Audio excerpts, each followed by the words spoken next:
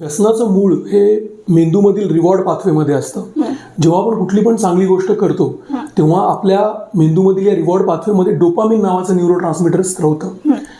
For example, एखादं आपण चांगलं म्युझिक ऐकतो, एखादी पण चांगली क्रिया करतो, एखादं पेंटिंग काढतो, तेव्हा त्यातनं जी आनंदाची अनुभूती निर्माण होते ही मेंदूमध्ये होणाऱ्या डोपामिन स्त्रवल्यामुळे निर्माण होते.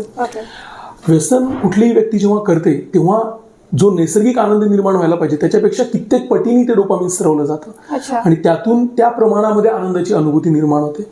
आणि मग साहजिक गोष्ट आहे की ती व्यक्ती त्या आनंदाचा पुन्हा पुन्हा वापर करण्यासाठी पुन्हा पुन्हा व्यसनाचा वापर करायला लागते.